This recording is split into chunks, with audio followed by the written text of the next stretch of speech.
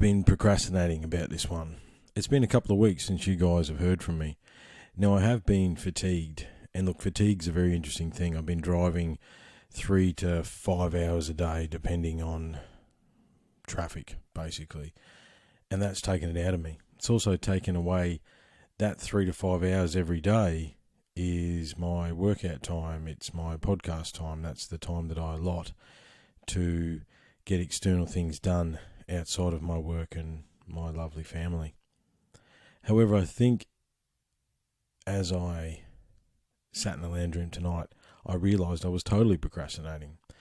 And I'm procrastinating because the podcast you're about to hear I'm not real happy with.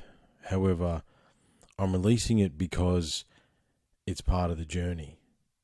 It is the first time that I have presented the information to someone else, in this case, Brendan Murphy, and it wasn't in order, didn't really flow. We did it over Zoom, which is very good as far as sharing pictures is concerned. However, I didn't have the pictures lined up correctly, and I suppose, bottom line, I'm not that happy with it. However, I need to release it because it's part of a larger picture that is evolving here, seems to be accelerating fairly rapidly here at Unlocking the Code. And in releasing this, it shows where I started with some of this stuff. Now, I'm trying to synthesize the Megalith Society data and postulating some of the original theories that have come out of the refinery, some of the original ideas. I'm not saying they're my ideas because there's nothing new in the zoo. However, they're ideas that I haven't come across yet. And it's an important part moving forward so we can understand the broader picture. There's many pieces that are lining up, and the stuff in Australia seems to be heating up quite rapidly. The information seems to be coming thick and fast, and there's some exciting stuff on the horizon, because this initial presentation is me training myself to actually present to a live audience, which has been one of the dreams of the podcast. This will be okay to listen to via audio. However, for the first time ever, it's probably better if you watch this one on YouTube, because I do present a lot of pictures. I do explain them. However, I do present a lot of pictures. And look, this isn't the first intro I've done with this. A shout out to Mr. McDermott. He came around the other night and we did an intro for this episode. However, I chose to redo it because I need to explain why it hasn't come out yet. But it's all about personal growth. It's all about showing vulnerability and seeing where we come from. And in doing this, I hope you guys enjoy it. However, it's more of a lesson. Understand that I'm releasing this fully well knowing that I'm not satisfied with it and I need to do better, and I will do better. And once every iteration as it evolves, I will share with you guys. Had Richard Patterson back on Friday just gone, and the next episode is going to take a bit of a dark turn because prior to Australia's Stonehenge, Richard spent 20 years researching the Jack the Ripper and who he thinks is the killer. I'm not going to spoil that one. However, very dark yet fascinating and interesting podcast. And for my money, I'm with Richard. I'm going to get a copy of his book and have a good read of it. However, from what he shared with us, I think he's nailed it. However, that's next. Well, it'll probably be later this week. I'm going to release a couple in a row. I'll keep you guys updated as things continue to evolve here. However, I don't have much more than that. Really appreciate your time and your patience. And I thought it was interesting that the last statement of the Brothers Keeper podcast was me saying I won't stop. And then I stopped for nearly 3 weeks, I think it is. However, it doesn't mean I stopped the podcast. I'm just contemplating and thinking about ways to streamline this medium, ways to maximize the amount of data that's actually coming in and presenting some of that data, yet still having the long-form conversations that have made this podcast what it is. Really appreciate your time, guys. Hope all is well. Stay safe, stay disciplined, keep focused, be kind, be cool. The music for this one, I'm not sure. I think Rowdy's going back on the road, so I might use some of his stuff. Really cool to see him back out playing his guitar in front of people, so that's very cool. Shout out to Rowdy. That's it, guys. We'll talk soon. Cheers.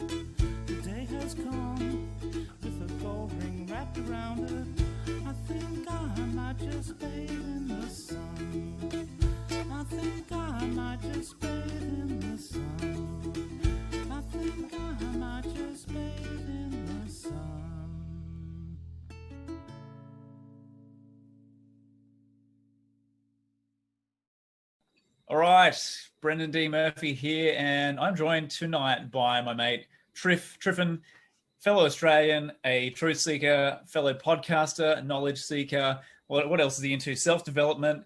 He's the host of Unlocking the Code podcast, and very much into alternative history, which is what that's the thread we're gonna be pulling on tonight in our conversation.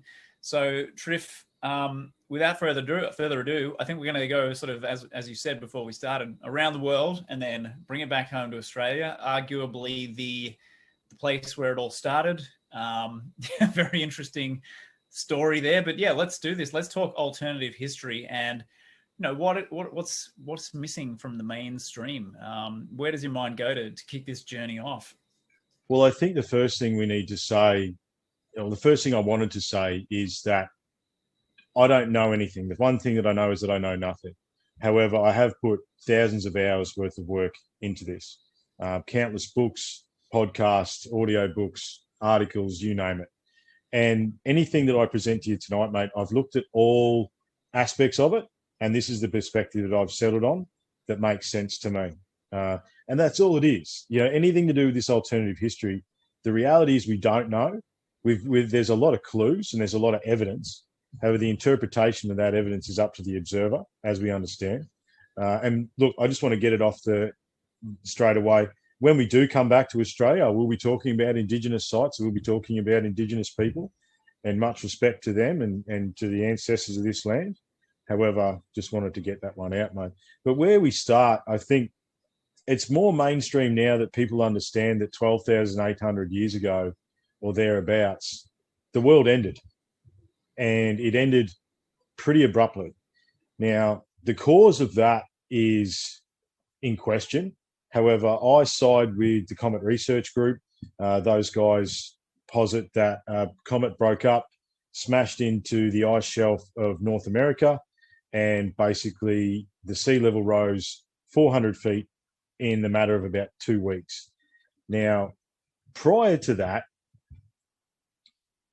there's evidence of an advanced civilization that is megalithic in nature. And one of the screens, I'm going to share some stuff here. So you've got, we see here, there's an example of the ice sheet, okay? So that's the Cordilleran ice sheet and the Laurentide ice sheet. Theoretically, this little line that goes through the middle here, that's the corridor that everyone walked through and then killed all the mammoths, which is not true. However, we'll get to that in a minute. But you can see here that an ice sheet covered majority of North America, into North America and all of Canada. And they estimate that this ice sheet was up to 2 miles high at its peak. Think about that for a second. An ice sheet 3.2 kilometers from where you're sitting vertically. That's how thick this ice sheet was in places. And it basically, a number of objects came out of the sky, smashed into that ice sheet, and basically melted all that water, and the sea level rose 400 feet in a matter of about 2 weeks. But also, while that's going on, and I think it's hard to wrap your head around it, and I've been trying to wrap my head around it for many years, we've got no context, Brendan. So whilst there was a major flood, and we could talk about the fact that every religion has a major flood myth, it was also continent-wide wildfires. There was also earthquakes. There was also volcanoes. There was also upheaval on a scale that we have no understanding. And that is basically, we are the survivors of that race. Now, when we go, and obviously Graham Hancock posited this, Fingerprints of the God, back in 93, I think. He was the one that first posited the alternative history narrative. And back then they didn't have any history or any evidence. There used to be, where's the evidence? Apart from the fact that there's giant triangles in Egypt, apart from the fact that there's 1,200 ton stone blocks in Baalbek and every single megalithic society that exists around the planet. I mean, and the other thing too, Brendan, is I come at this from a point of logistics. That is what I do. And I've done that for 20 years. So when I look at stuff like Baalbek, you have a look down here. I've got some Baalbek stuff. There's the stone of the pregnant woman, okay? That's one of the stones that's left in the quarry at Baalbek. Hey, Now that, Triff, are you able to make that go full screen for us? yeah, can I? That's a good question. I'm hoping, because it's quite small. How's that? Is that better? No, hasn't changed. That might be you, mate. If you want to minimize me, Oh, hang on a sec. because it's full screen on my end and I can't see you. Oh, that's weird. I can see what I can see is I can see your screen in general, but I can see all your pictures, like all the small versions of them. Oh, okay. All right, Yeah. hang on. This is so if we go. So what do you see now? I just see you. Okay. So what if I go? What if I go like that? Ah, boom, that's it. There you go. Yeah. Sorry, mate. I had to specifically select it. Technology, eh? You gotta love it. There you go. All right, pick it up where you left off, man. So this is one of the stones. It's a Baalbek. Okay, so Baalbek sits on a bed of I think 9 stones, and they're all bigger than this one. Okay, you're looking at about a stone that's about 1,200 ton there. Now, being in logistics, I understand what it takes to move something like that. And as it sits now, we don't have the ability to not only cut that stone perfectly, but then drag it up a hill and place 9 of them on top of a hill. Okay. And it's interesting that the Romans built a temple to the god of wine, the goddess of wine. It was to the wine gods anyway, on Baalbek. They marched into the desert to build a temple to the wine gods when the Romans came and took over that part of the world. And a lot of this stuff that I think we need to understand as well with these megalithic sites is that they're built on, it's same as churches, right? They build churches on sites that were sacred to the civilization that came before, okay? So when you talk about, here's some more Baalbek stuff there. That one's not very, see if I can make that bigger. How's that? Is that okay? Yeah, that's good. Yeah. So you can see there's one there and there's another one there. This is the quarry. The temple is up back behind you, about 200 meters away. And we don't have the ability to do that now, okay? Yet it was there. Well, supposedly the Romans did it. However, I would question that. I would question that. Yeah. So that's Baalbek, right? So that's some of the evidence we're talking about. Here's some of the other Baalbek stuff. Okay, so there's the stones. You can see the Roman columns on top. And look, I would probably say that if I was to hazard a guess, that the Romans have built all the stuff above the massive stones. Okay. Mm-hmm. I'm not going to take it away from the Romans. They were pretty good at what they did. However, that's sacred grids. That's a different question.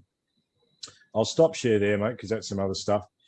But the big piece of evidence, because always, Graham Hancock was lambasted for many years about the fact that there was no evidence of this advanced ancient civilization, despite the massive amount of megaliths that are around the planet.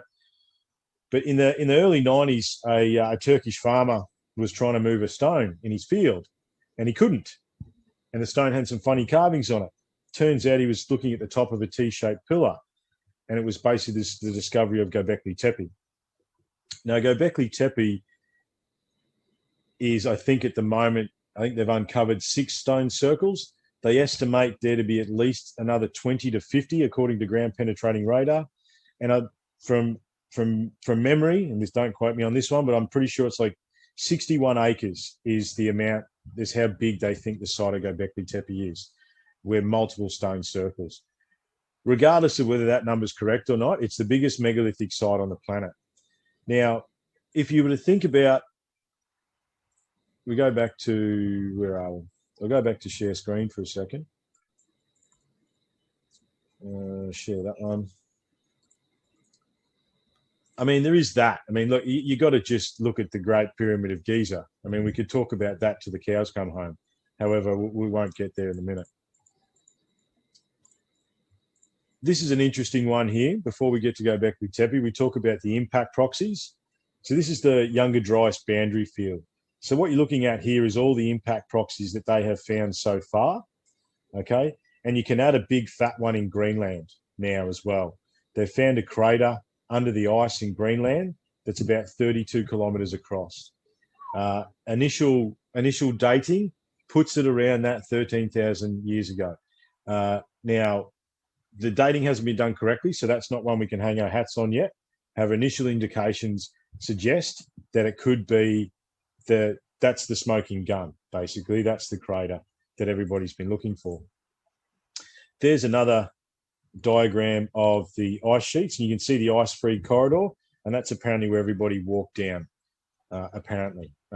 Understanding, too, that in the recent past that they've found settlements in America going back 60,000 years to 80,000 years now. So all the stuff that where we walked through the ice-free corridor and killed every single mammoth on the way, a lot of that's been blown out of the water. However, the narrative is still there. This is Göbekli Tepe. Precisely, this is Pillar 43.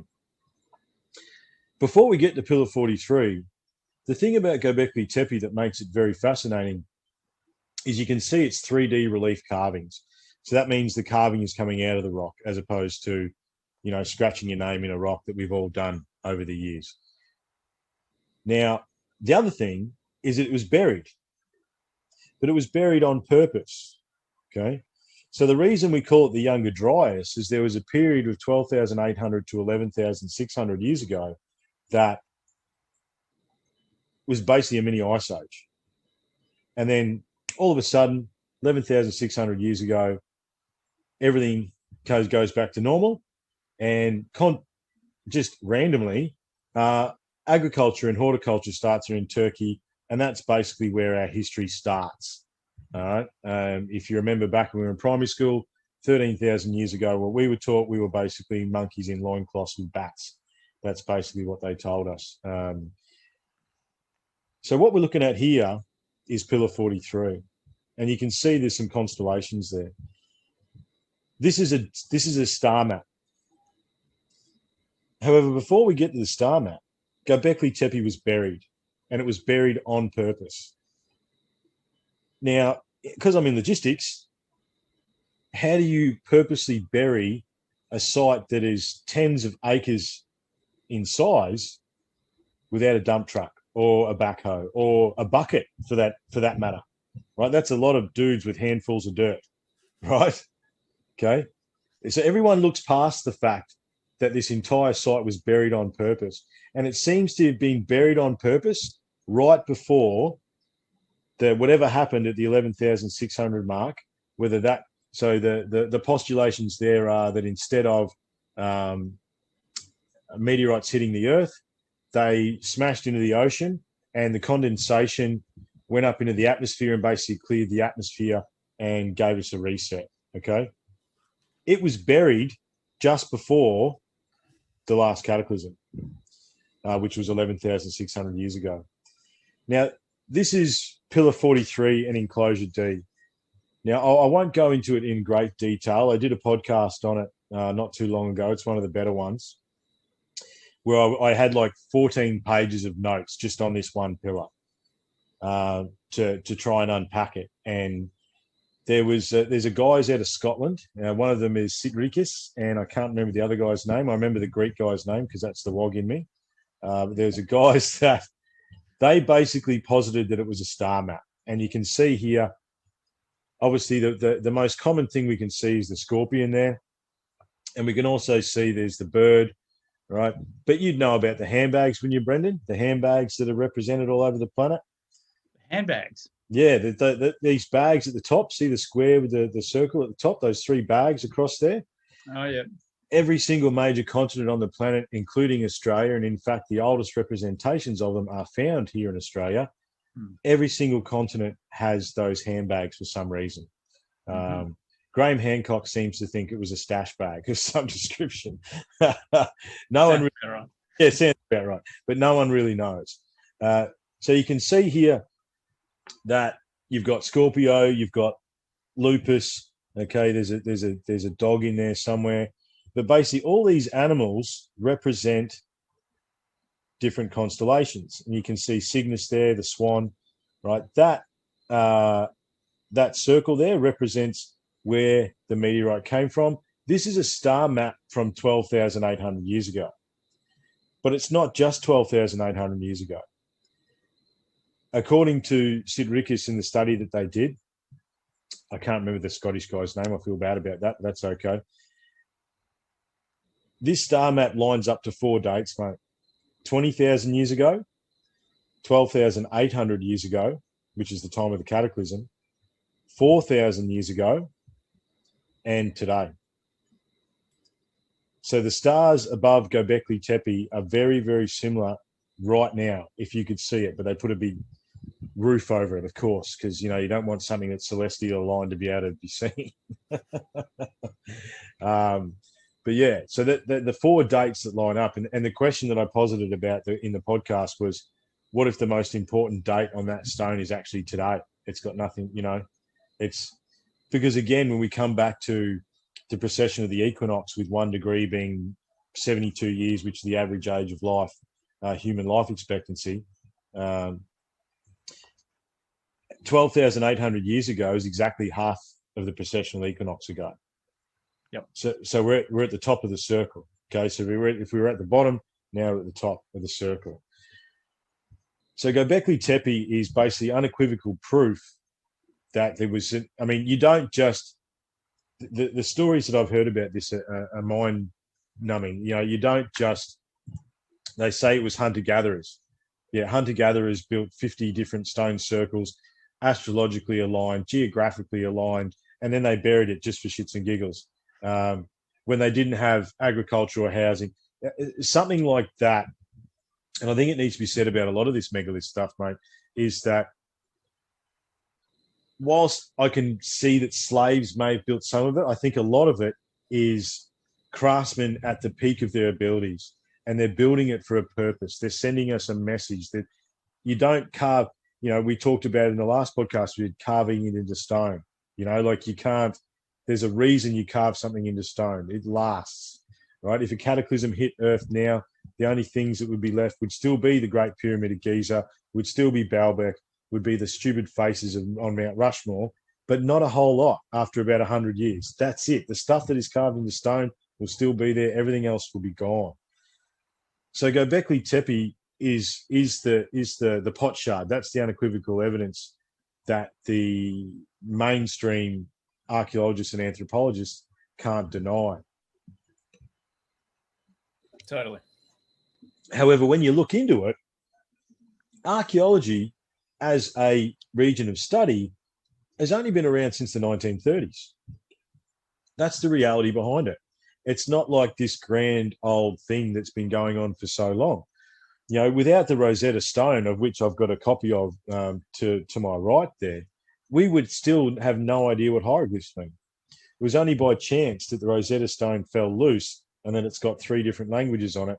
And to this day, that's how we decipher hieroglyphs. And that was only in the 50s and 60s. You know, we can talk about the Gosford glyphs a little bit later, which play into that as well. I mean, we could talk about the Great Pyramid. I did probably one of the best early podcasts. I actually looked back at it preparing for this the other day. It was episode 10. That's scary. Like, that was 130 episodes, 20 episodes ago or something. However, it was the best episode that we did. It was myself and my mate Angus. We did one on on the Great Pyramid, and it did that work there, mate? Have you got a? Yep, all good. All good. Okay, cool. I mean, there's the Great Pyramids there. You know, the some of the evidence that some of your listeners might not be aware of is that there was a Japanese team and a German team that found a void in the Great Pyramid. There's a void somewhere in here that they're not sure about. It's basically the same size as the King's Chamber. You know, it's pretty much undeniable now that these pyramids are aligned to Orion's belt. Okay. And there's 2 stories that echo through the megalithic societies, mate. And one of them is the Palladian story, and one of them is the Orion story. And we'll come back to that a little bit later. That is so this is Leo. This is directly out of Graham Hancock's book, okay? And the fact that in the pre-dawn of the vernal equinox, that's the other thing too. All this megalith stuff is lined up to either equinoxes or solstices.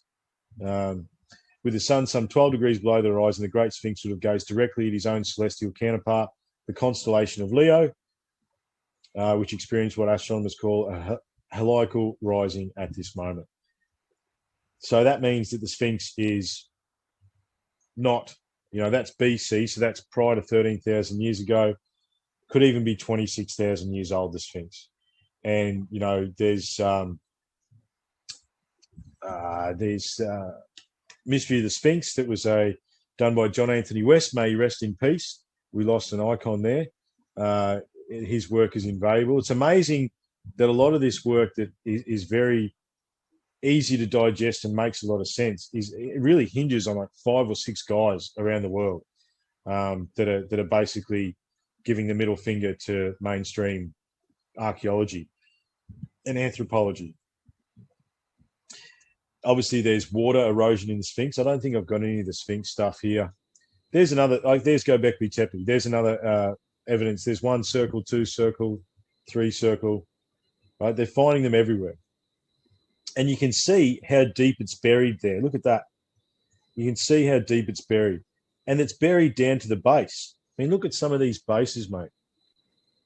Look at that. Like that is a base sitting on a base, sitting on a base. Mm-hmm, mm-hmm. And yeah, the evidence of that is it's mind-boggling. If you sit back and actually think about it, it boggles the mind as to what was going on 12,000 years ago or 11,600 years ago. And have you made any headway, because you mentioned it, as far as finding out how they did actually bury this site? Oh, it's one of the questions, mate. So during the journey and unlocking the code, I see myself as a synthesizer of data. So basically, I can bring one of my gifts is I bring a lot of data into my head, and then I can make it make sense to other people without going into the great detail. But what I do is I look for holes. And one of the things they don't talk about is how did they bury it? Like, I mean, I spent 10 years in mining and construction and oil and gas. You're talking about 300-ton dump trucks to try and move the amount of earth that we're talking about to try and bury this thing on purpose. And the way they know it's buried on purpose, and look, we could talk about the accuracy of carbon dating, but that's probably not for tonight. However, the carbon dating from the top, from basically the earth down to the base of these pillars is consistent. So it was all buried on purpose at the same time. Very no one talks about it, mate. I look for things that no one talks about, and that's one of the things that no one talks about. Because how deep under the soil would that, like those bases you were pointing out, how deep would that be? It depends on where you're looking at. So it's Göbekli Tepe means the pot-bellied hill. So if you're digging at the top here, then you're looking 10, 15 meters. But if you're digging around here, it's not that deep. And because the site is so broad and so large, the depth of where down to the base of the circles would vary. But it's not like 2 feet or 3 feet. You know what I mean? It's significant. Some of these pillars are between 5 and 20 tons. Like some of these pillars are huge. It's next level. And obviously Turkey's not a real good tourist destination at the moment. And Göbekli Tepe is on the border of Syria and Iran, and you're not going to take your family there anytime soon. Which is a shame, because obviously with the conflict, the ongoing conflict in that region means the research would stop. And there was a German archaeologist, his name slips my mind right now, but he unfortunately passed away. He was the one leading the charge with the excavation up until a couple of years ago, but he unfortunately had a heart attack, passed away. There's another. It is a shame. Yeah, there's another picture. There's another look at Pillar 43, and you can see here that it's all 4 sides. It's on every side. There's carving. You can see there's just lines carved into here. Mm-hmm. On every side. Oh, that's Saqqara. That's Saqqara. We don't want to talk about that. This is something that's probably not as well known. That we talked about Orion So the Great Pyramids, yes. Teotihuacan in Mexico also lines up to Orion's belt. Yep. And there's a whole province in China that is nothing but earthen pyramids. There's hundreds and hundreds of them. And Graham Hancock tells a story where he went to China to ask them about the pyramids and what they were for. And they basically said, oh, we've got time. We don't, we'll look at it when we're ready. But they're very old. No one really knows. But the Chinese are like that. That's a civilization that we understand little about. But we're circumnavigating the globe 500 years before the Spanish were in boats 4 times the size of Spanish galleons, basically giving shit away. And then the current reign of emperors decided to close the borders 500 years ago, and that's the China we deal with now. But prior to that, they were a globe-faring civilization in massive boats. And I think when we look at this megalithic evidence and the stuff, it echoes everywhere. There isn't a continent on the globe or a piece of land on the globe that doesn't have some evidence, including the small Pacific islands to the north of us. There's evidence of megalithic societies all over. In fact, in Indonesia, there's still a province in Indonesia that makes megalithic stone faces and stuff to this day. They still do that to this day. Well, there's something you might have seen before. That's Aussie Stonehenge, but we're not going to go there yet. Yeah. Something a lot of people don't know as well that I share with is that the Great Pyramid is 8-sided. It's not 4-sided. Okay, you can see there's a line down the middle, and you can actually only see that at certain times of year. Now, we talk about the Great Pyramid for a second, because I think the King's Chamber tomb's coming up in this set of pictures that I've got. We've got to remember that each of the 3 pyramids was cased in limestone, and it was polished to a high sheen. Now, if that is an 8-sided pyramid, if you add the capstones to the 8-sided pyramid, that angle would have been more prominent. Okay, you would have been able to see that. Now, it was said that the capstone is the missing capstone of the Great Pyramid. Matthew O'Reilly does a really good book with Jack West about that, but that's fantasy. But that was said to be a golden pyramid with a massive diamond or crystal in the top. Now, if you were to think about, and this is something else that I hadn't heard anywhere else. See, we've come up, in the refinery here, we've come up with a fair few original UTC ideas. Original as far as I've never heard anyone else posit them. The light would travel up that angle, hit the golden capstone at the top, and create a beam that would go straight up into the sky. And that makes sense to me. The interesting thing about the capstones too, mate, is that there's no evidence of them anywhere. The story goes that an earthquake happened and shook a few loose and they built Cairo with them.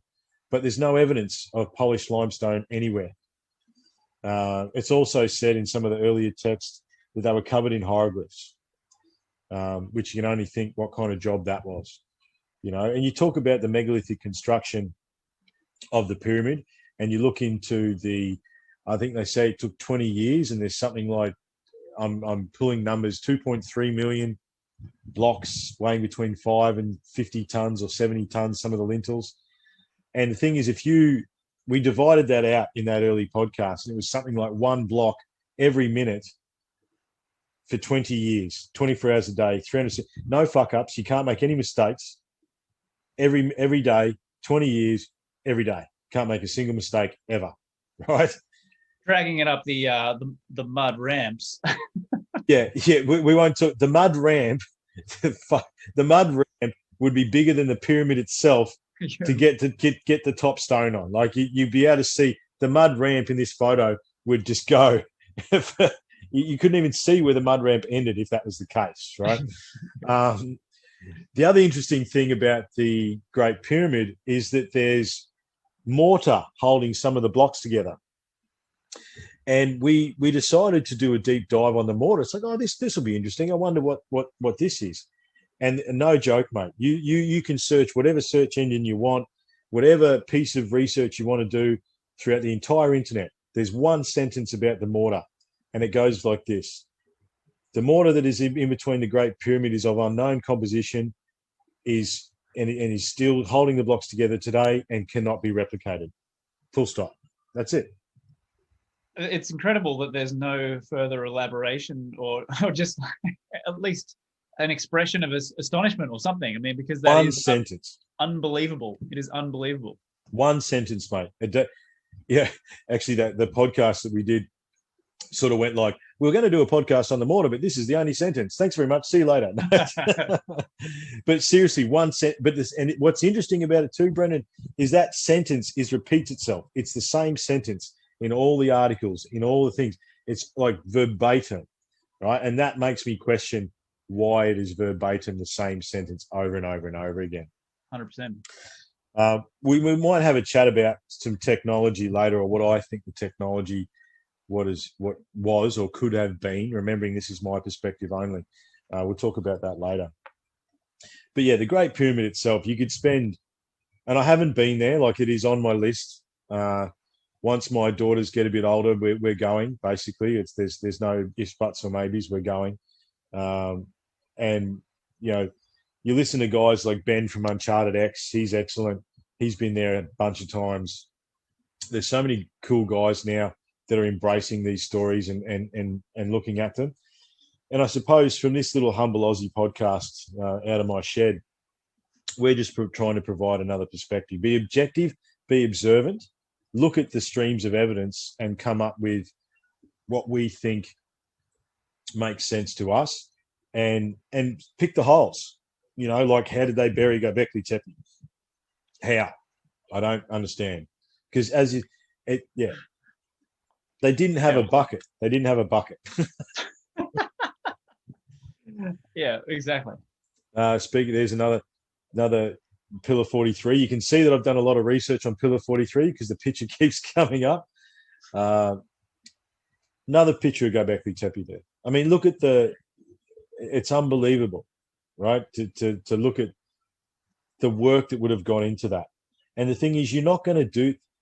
The other thing too that a lot of people don't talk about as far as Göbekli Tepe is concerned is, what level of civilization do you need to be at for this to be a project? How much of geometry do you need to understand? How much of constellations and star maps do you need to understand? How do you geography, knowing where north is? How do you, the level of science that goes into just putting one of these circles up, as opposed to they're not real sure how many circles? People don't think about that. And the only way, the level of civilization you have to be at for this to be a project worth doing means food is taken care of, shelter is taken care of. Maslow's hierarchy of needs is well and truly all done. Yeah, you're not roaming around going, oh, when we're done with our 12 hours of carving stone, we've got to go find some berries. That's right. Yeah, exactly. Yeah, we've got to go and hunt an ibis or something. You know what I mean? Like, there's no way that whoever built Göbekli Tepe was not already seriously established and understood mathematics, geometry, astronomy, physics, because, engineering.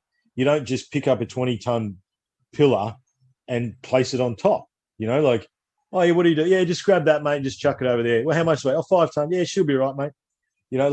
How do you... People don't look at this stuff deeper and ask these fairly simple questions. Just simple questions, It's very fascinating. That's one of the stones at Baalbek as well. There's a reference point there. So there's a dude sitting on the cornerstone at Baalbek. And that stone is, I think it finishes down there somewhere, right? I'm sitting in a 9x6 shed, so wider than my shed, twice as tall, and as long as my driveway, longer than my driveway. And they put it on top of these other stones it was down a hill. It's not plausible, mate. Again, I look at it from a point of view that I've literally moved stuff by air, sea, road, rail, dump trucks that, dump trucks that run over Hiluxes and don't even feel it. I've moved those things on trucks and ships and stuff. I've moved big stuff. I know what it takes to do that. It's not plausible. Completely agree. How heavy would you estimate? Have they estimated that stone that you pointed out? How heavy are we talking? They're between 900 and 1,600 tons, depending on which one you look at, because they're all different. They're all different widths and lengths. But yeah, I mean, I think they're cutting the stone as big as they can, but obviously all stone has different fail points and stuff. So I imagine at some point. But the other question is, Brendan, and this is another thing they don't talk about, how did they cut it underneath? If you're going to use, if you accept that some stone chisels from the middle of nowhere came out and materialized into existence, because they didn't have iron back then either. Let's not think about that, okay? We had some dodgy bronze. That was about the best we could do. I think I really just, when you raise that point, all of a sudden you've got to figure out mentally, automatically I find myself trying to rotate this humongous slab of 1,600 tons in space. How do they, because you've got to get access to all sides of it to flatten them and shape it. And so what the hell technology does it take to do that? And was it something, and I suspect it was probably something either, and I thought it was very interesting that there was this idea advanced by a bloke who was very obscure, but he suggested the idea that back when they were doing this stuff, gravity itself was actually a weaker force on the planet at that time. And I thought that was a really interesting idea. I've never really followed up on it.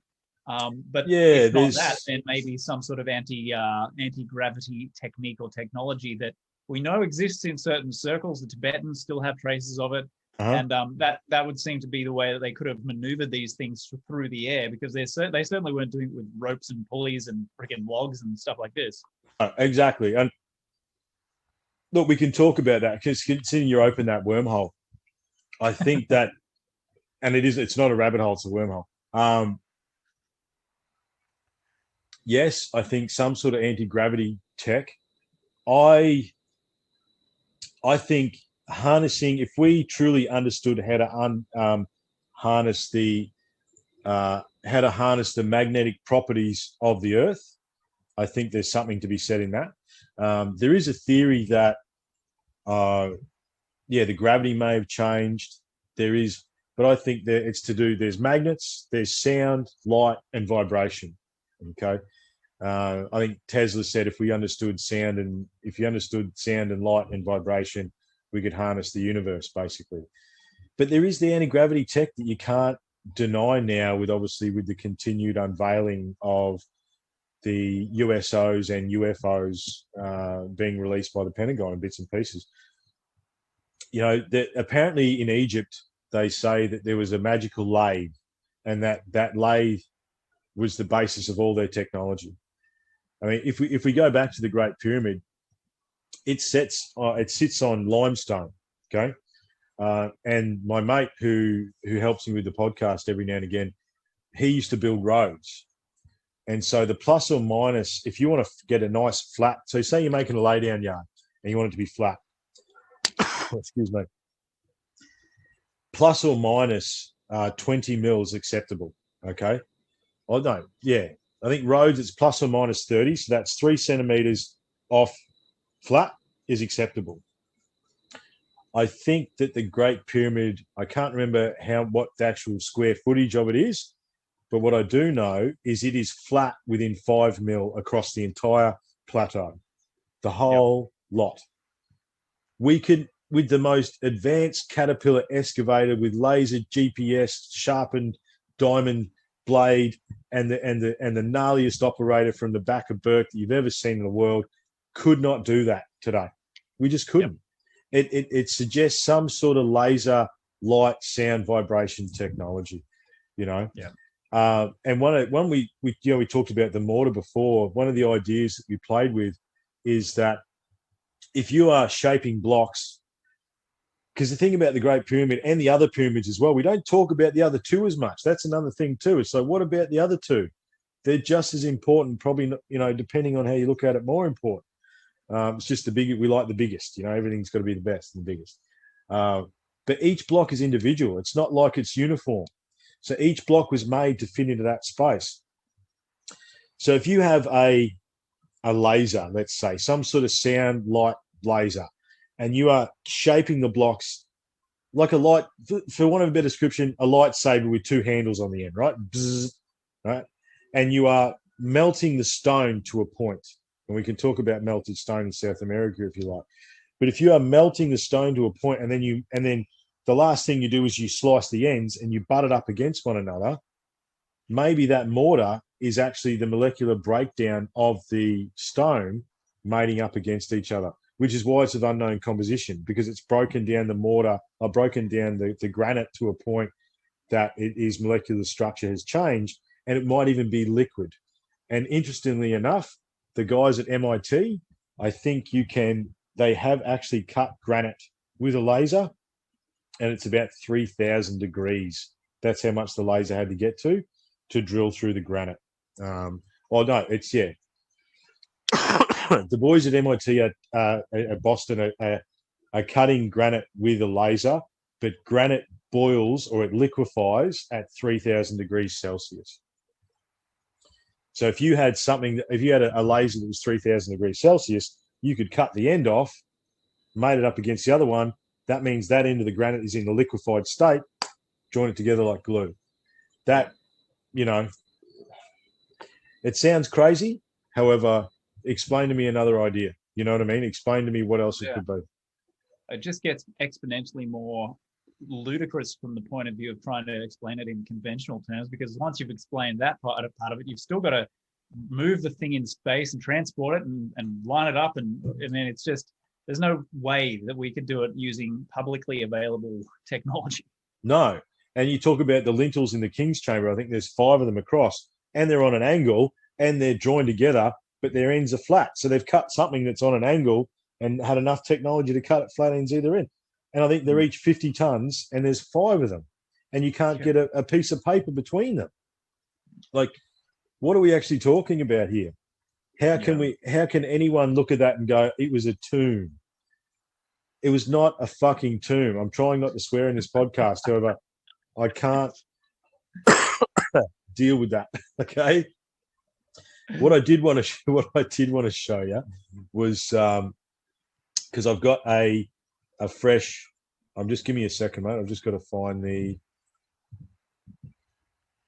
Is that there? Can you see that? Is that the King's sarcophagus? It's not showing up big yet. Not showing up big yet. Okay. Give me a second. I'll stop share that. Go share screen. I'm learning all this stuff, mate. I'm learning. Learning on the fly. That's how we do it here, keeping it real. Exactly. Yeah. Mistake-free all the time. So what you're looking at there is the King's sarcophagus. Okay. That's the sarcophagus in the King's chamber. We could look in the background and have a look how tightly all the joins are between the stones inside the King's chamber and marvel at that for a minute. However, that is red or pink granite, as they describe it. The King's sarcophagus, the box, we're just going to call it the box because it's not a sarcophagus, is perfectly square inside. Now, I think of the numbers are in the Megalith Logistics podcast. However, it's something like ungodly a number of RPM that you need to drill, because that's one piece, mate. That's not something that's been put together. That's something that's been cut out from the inside. And in order to drill a core out, so how we would do it now is we drill core, and then chisel it to make it pretty, right? There's no evidence that it was some ungodly number of RPMs, water-cooled drill, diamond drill bits, blah, blah, blah, blah, blah, in order to actually achieve that today. Now, another unlocking the code theory, and this one's a little bit out there, but we're already down the rabbit hole, so is the Ark of the Covenant.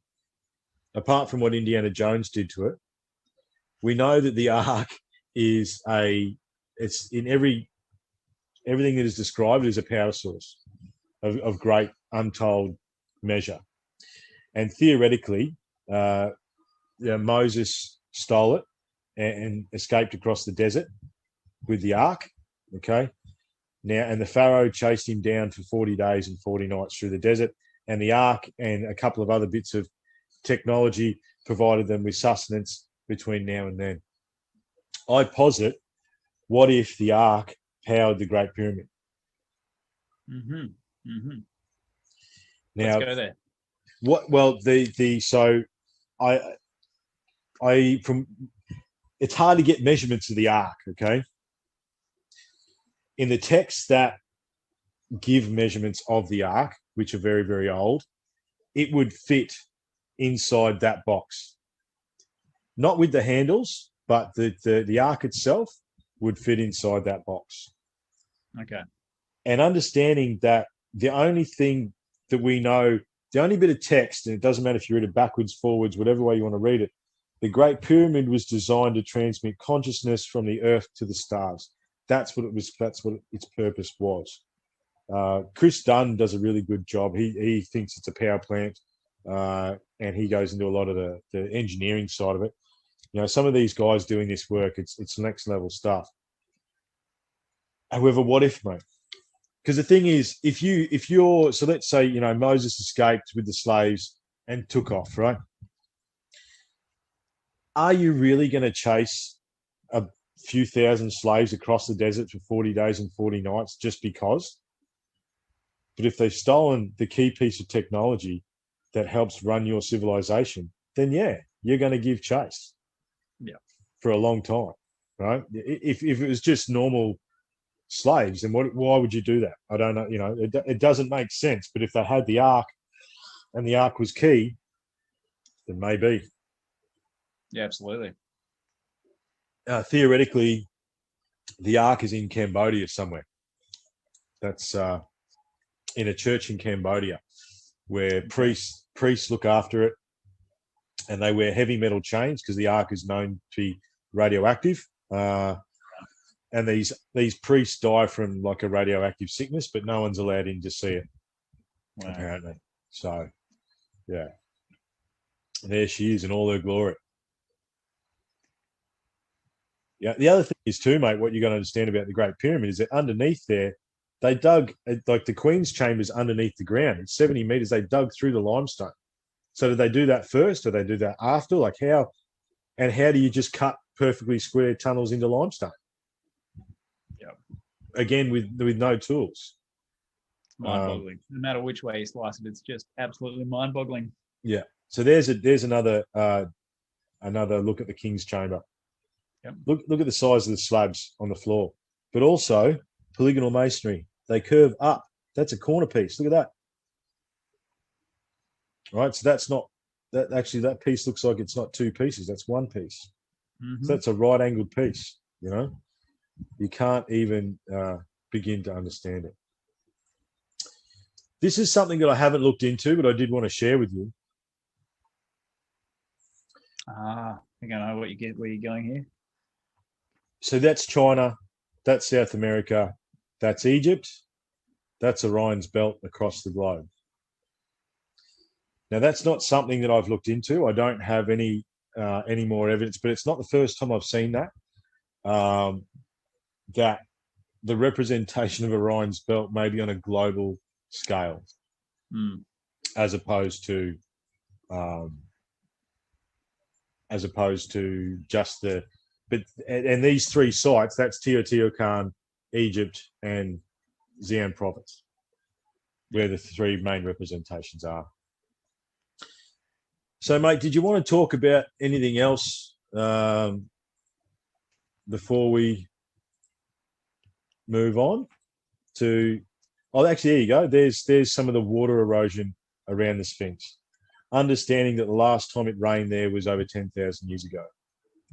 And I think for us Aussies, because we've dealt with erosion our entire lives in our clay-based soil, we've seen that kind of erosion in creek beds 1,000 times. There's no questioning that that's water. You know, it's not even, to me, it's not even a question. You know, growing up in central Victoria with all the clay base there, you get a big storm come through, and all the creek beds look like that. They all look like that. That's how it looks. You know. And the Sphinx. I mean, I don't know if you want to go there, but Yeah, we can go there. where do you stand on the Sphinx's head and the fact that it's pointing towards Leo? That it may have been the whole thing was probably a lion. I think the whole thing was a lion, to be perfectly honest, at one point in time. Like you can see there from the picture that the head does not match the body. Very small. There is the mystery of the Sphinx as well. It's a great DVD. I've actually got 2 copies of it. I found them in an op shop. And I've watched them about 3 or 4 times each. And look, there's a couple of different things about the Sphinx. Number one is the face of the Sphinx does not match the face of the pharaoh that supposedly did it. Okay? Because the thing about Egyptians is they didn't mess up a face, right? The statues of certain pharaohs are exactly the same, doesn't matter which way you look at it, almost like they had some sort of 3D printer, okay? However, the other side of it is obviously the nose is missing. And the crown is missing off the Sphinx as well. It's said to have a serpent crown on top, okay? Look, there's some interesting stuff there. There's, so you just said Leo. Do you know who named the star signs? Refresh me. No one does. No one knows who named the star signs the star signs. It is just what it is. So Leo, so Scorpio, Pisces, no one knows. No one actually knows who named those star signs. It's just been the way it has been. For as long as we know. For as long as we know. There is and it's not just that nose on the Sphinx that has been knocked off.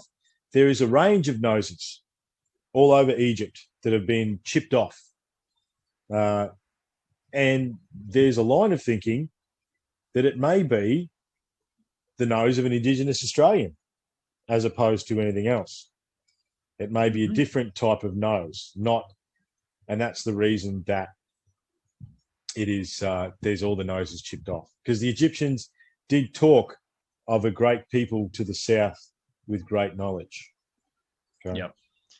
Well, and that opens up some other interesting discussions about carry on and what have you. I don't know if you want to go there if we have time, but there was definitely a link.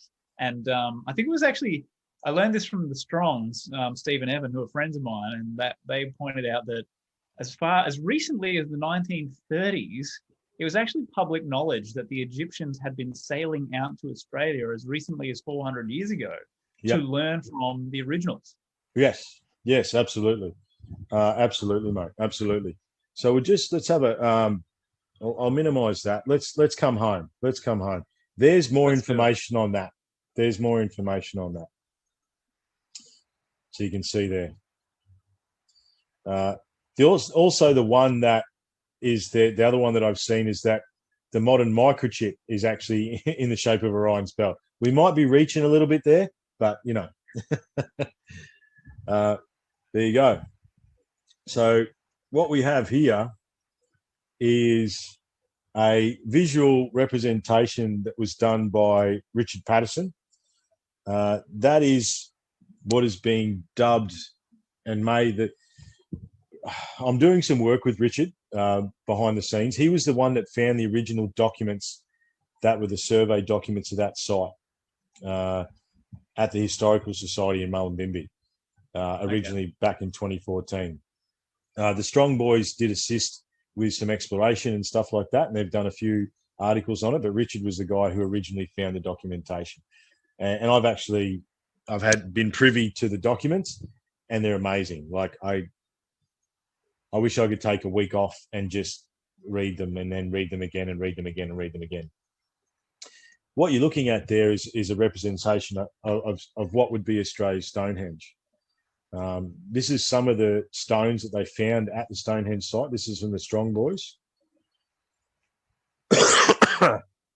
This is some of the digging that they did at the site, the Strong Boys, some of the stuff that they found. It's too much detail for tonight, but let's go back because there's a better picture. Where did we go?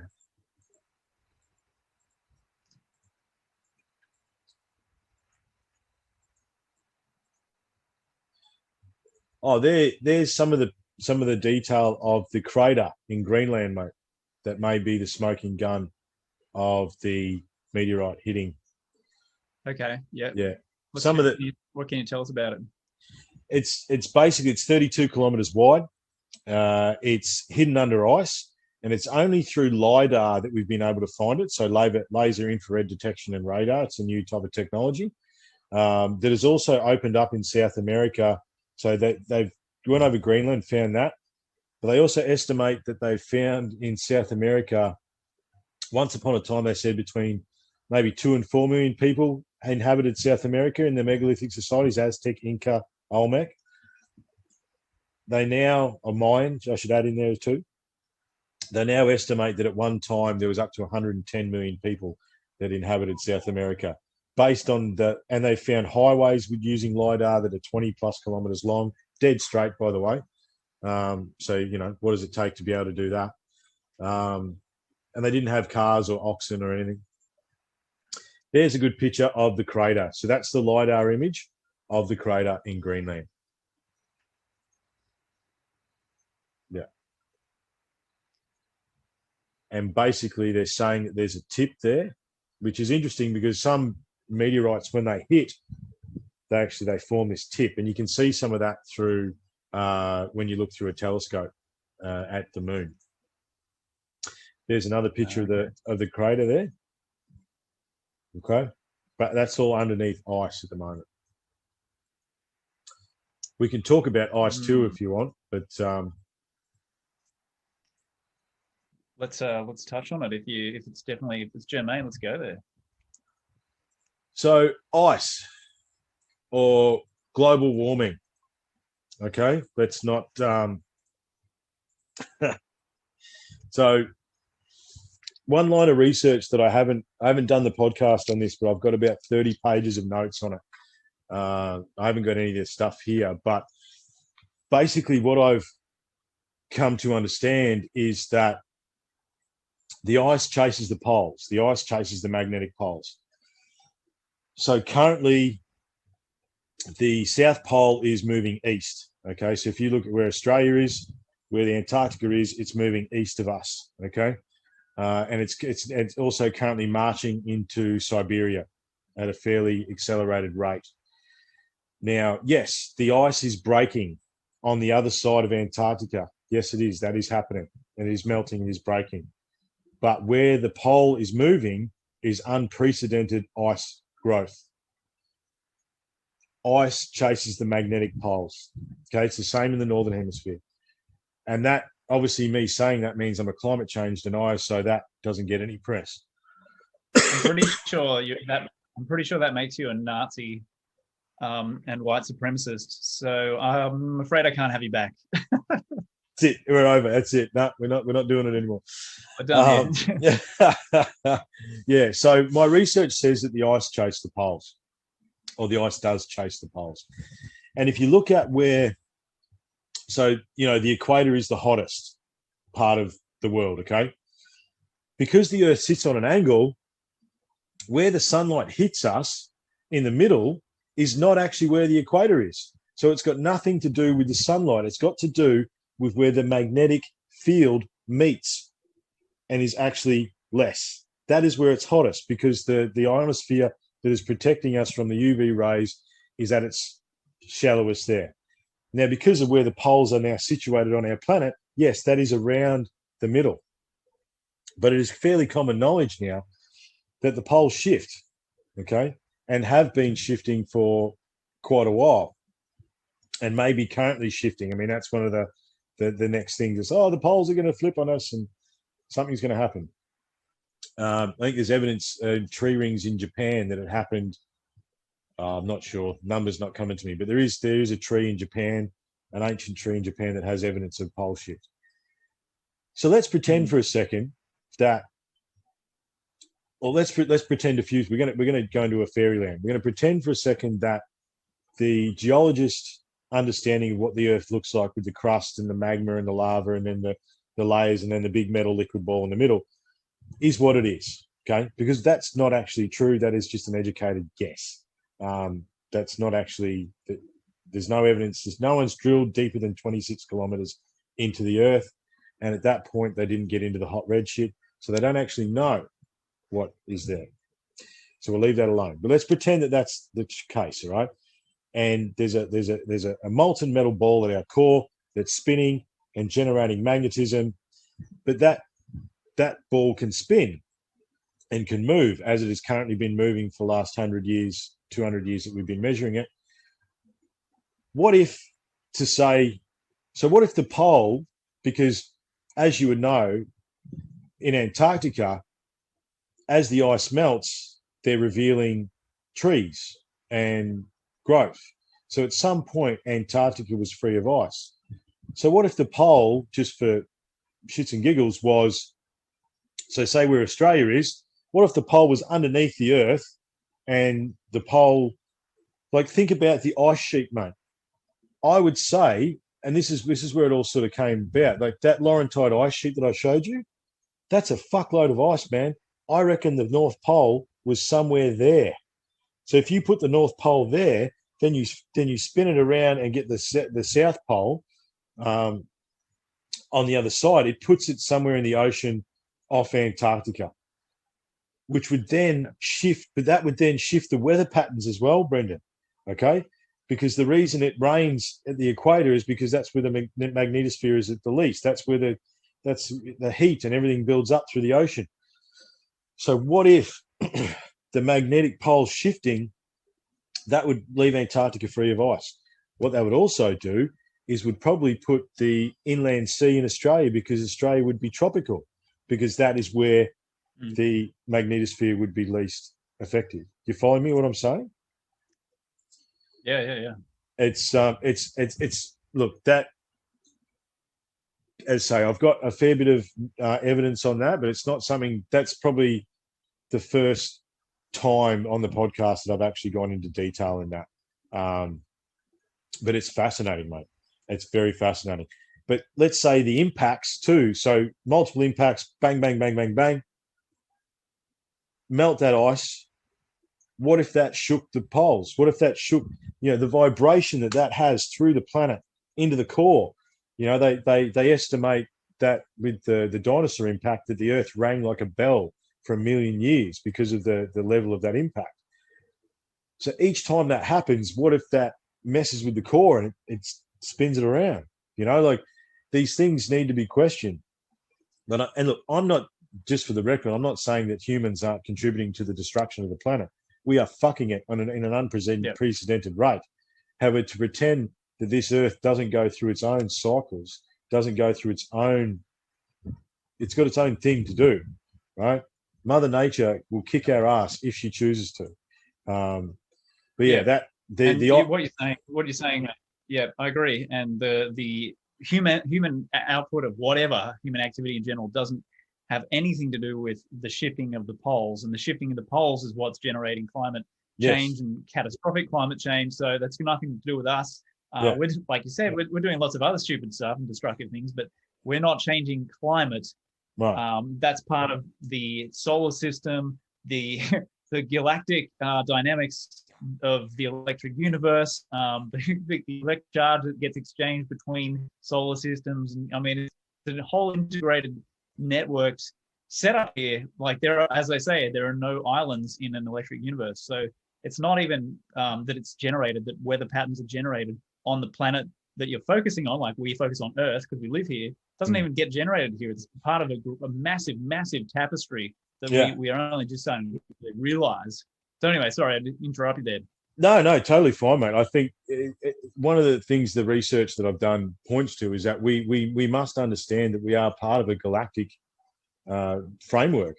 You want to go electric universe, you want to go multi-dimensions, you want to go strings, you want to, whichever way it goes. And I find all of them entertaining and plausible in their own ways. But regardless of whichever one it is, we are part of a galactic neighborhood, and we don't honor that. We don't actually understand that, because You talk about electricity. Electricity has taken away our ability to observe the stars. One of the things that working in the middle of nowhere gives you, mate, is perspective. When it's literally you and two other blokes or three other blokes and there's no one else for 300 Ks in any direction, and the sun goes down and you turn the lights off and you look up and there's the Milky Way in all its bloody glory, you're like, holy shit, we are nothing. There is so much. But yeah, the magnetic poles affect the weather. And I think that at one point, that ice sheet that was over North America was where the pole was. And if you do that, slip it underneath, Antarctica is now free of ice, or at least the side closest to Australia, and majority of that maybe would have been free of ice. I've actually got a small globe in here somewhere where I've actually drawn it to try and give me some sort of reference point. It's fascinating stuff, mate. It's fascinating stuff. So we'll move towards the end. So I'll give you 4 choices. Before we go to Australia, would you like to go to Atlantis?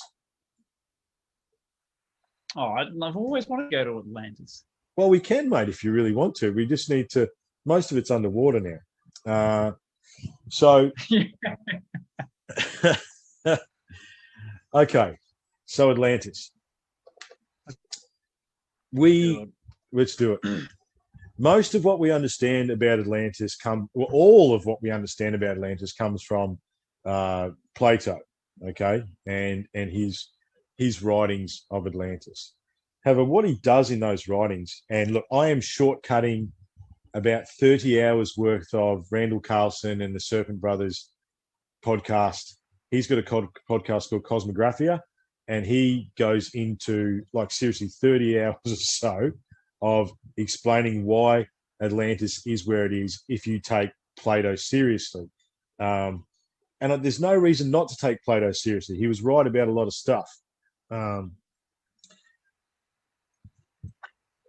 Interestingly enough, we go back to the ice sheet. Okay? We go back to the ice sheet and we go to, give me a second, learning on the fly here again. 0 mistakes all the time. Give me a second. Okay, so there's the ice sheet, just for shits and giggles. Remembering that at points in that ice sheet, it is 2 miles deep. I want you to try and fathom the weight of that for a second. It's in the trillions of tons. Mm-hmm. Remembering that a trillion is a billion billions. Okay. That's a big fucking number. Okay. It's hard to try and wrap your head around that. So give me a second. Hang on a sec, mate. 0 mistakes, 0 mistakes. Here we go. 100% guaranteed every night. That's it. Just give me a second, mate. Let me find the one I'm looking for.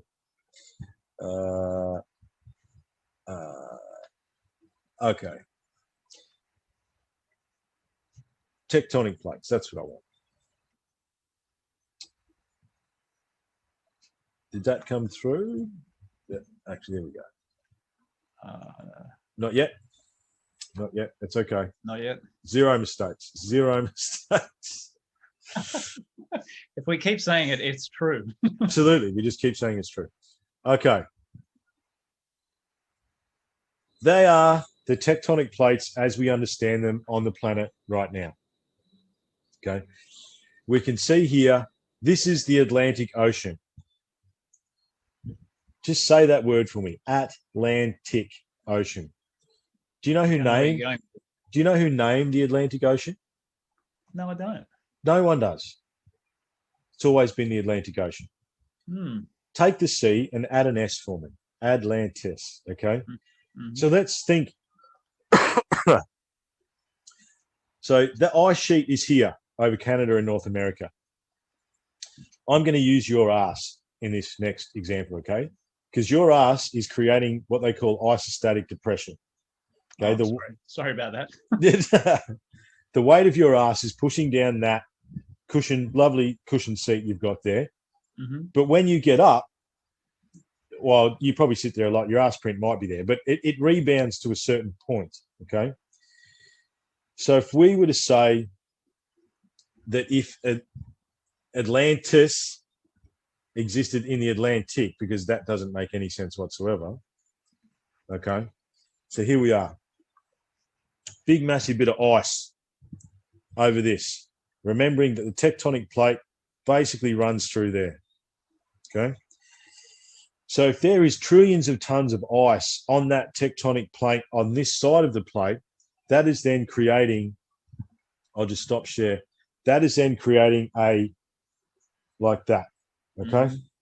So the other end of that plate, which exists in the Atlantic Ocean, would have been above water.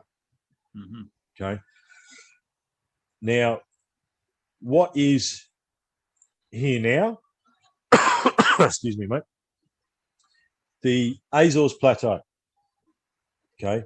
Now, off the coast of Spain, so it's up here, actually. It's up here somewhere.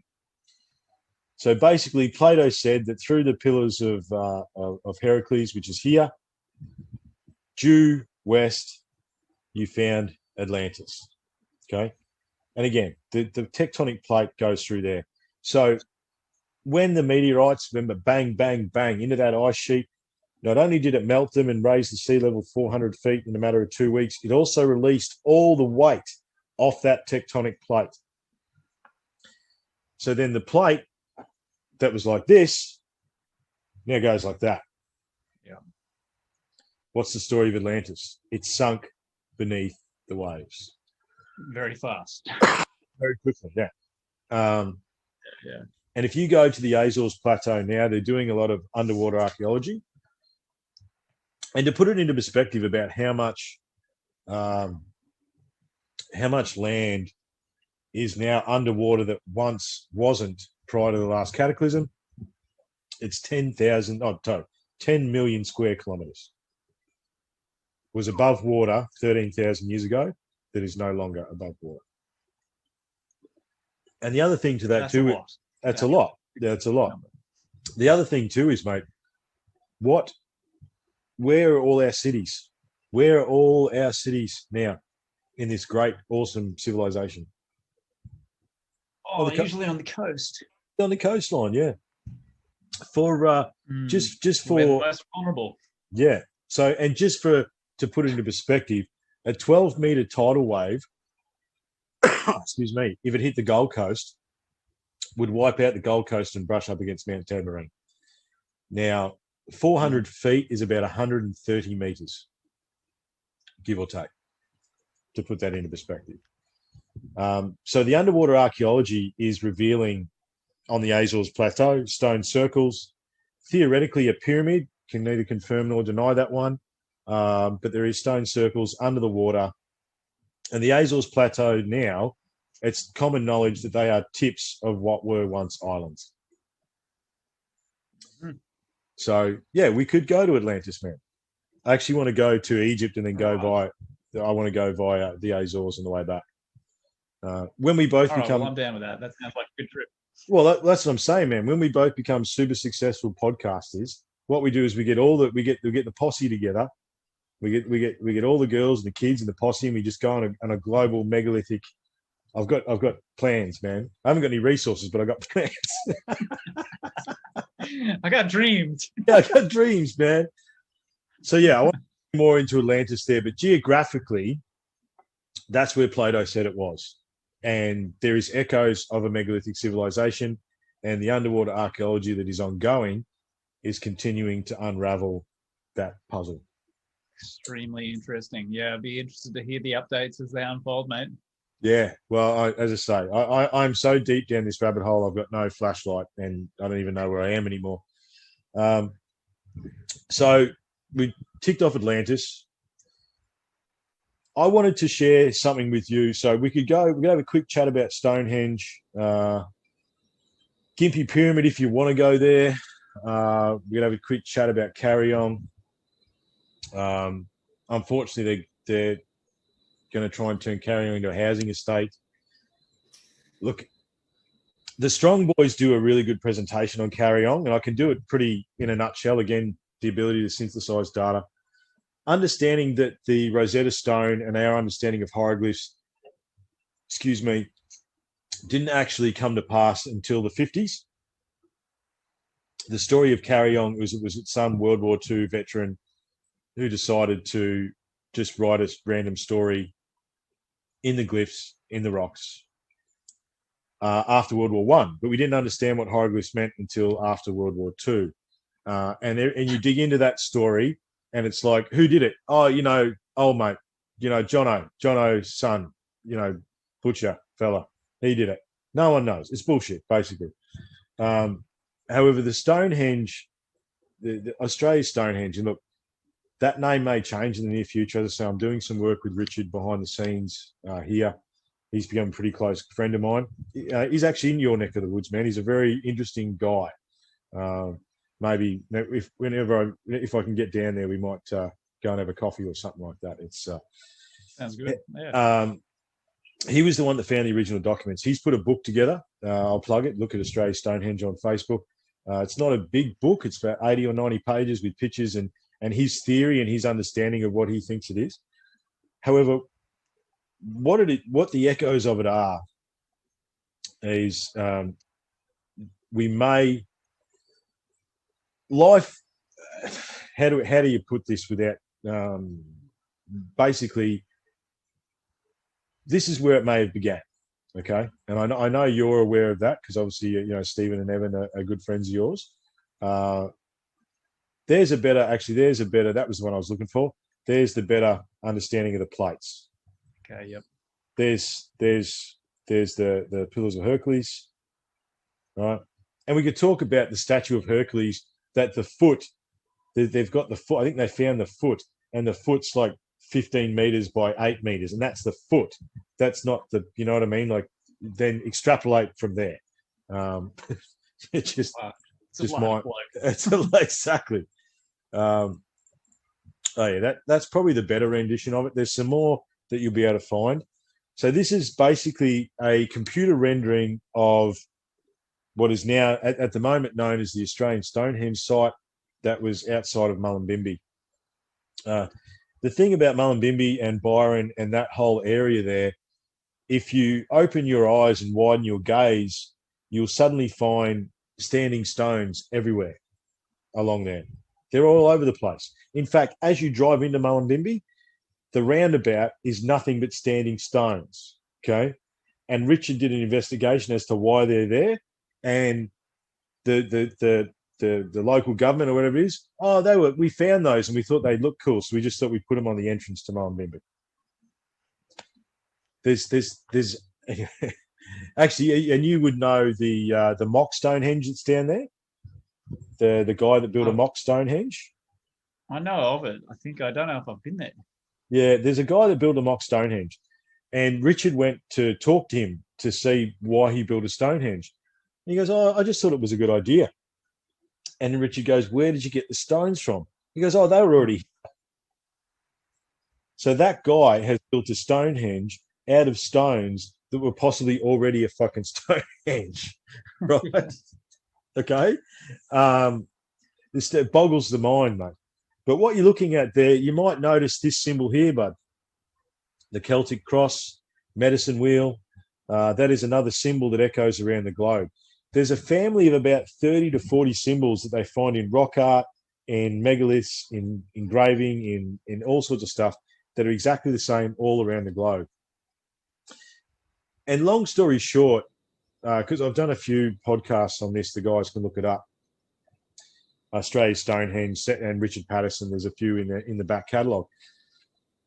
Potentially, the original people here may have been the keepers of a spiritual knowledge. And people from all over the globe may have come to actually learn from the Indigenous people.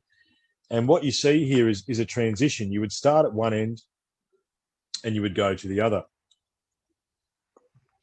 And along the way, there would be points where an elder would initiate you or something would happen. And one of the more interesting things that I want to try and go and meet this guy. There's a guy down there that Richard got in contact with who has a crystal that when you shine light through it, puts a landscape picture on the wall. And the original writings as part of the documentation talk a lot about crystal. And it's interesting that, and the indigenous traded in crystal. That is also a known thing. Mm-hmm. And it's interesting that what is down at Mullumbimby, that is the largest in the world, the crystal, what's it called? The Crystal Castle. Crystal Castle, yeah. Right, that's got some of the biggest crystals in the world, and just by chance, it's in the exact place where the originals used to trade in crystal. Okay, Yeah. They didn't care much for the yellow rock, the gold, but they loved the crystal. Because, and look, we could talk about that as well. Maybe not tonight. However, this would be an initiation ceremony. However, what I've learned through studying the documents is this is only one set of stones. If you were to believe the survey documents, understanding that this site stood until 1946 before it was bulldozed. Yeah. This was only one of the sites. There was actually up to 7 different stone arrangements on the site. Not just the one. There was the major one, but surrounding it, there was different other stone arrangements. Mm-hmm. And you sort of tie it. So let's say the Egyptians came here to learn, remembering the Egyptians talked about a great land to the south. Also, the carry-on glyphs tell a story of Egyptians that basically ran aground in their ship, and basically one of them got bitten by a snake. We've got a fair few snakes around here, and they died and they were buried somewhere. That is the basic story of the carry-on glyphs.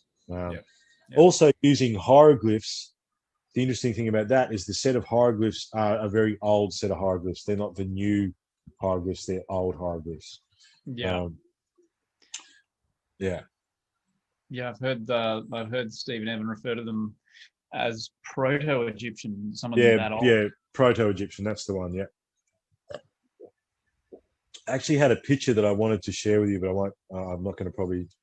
It'll take too long to get it for tonight. But look, there's a fair bit of consternation, depending on which Facebook groups you follow, about the Gympie Pyramid at the moment. I went up there on 4 different occasions with some of the Kabi people up there. I've also been there on another 3 separate occasions without them to investigate that site. It's fascinating. What's more fascinating is the polygonal masonry that is around the church. Have you seen some of that? I'm not sure that I have, actually. Yeah, give me a second, mate. I'll bring some up for you.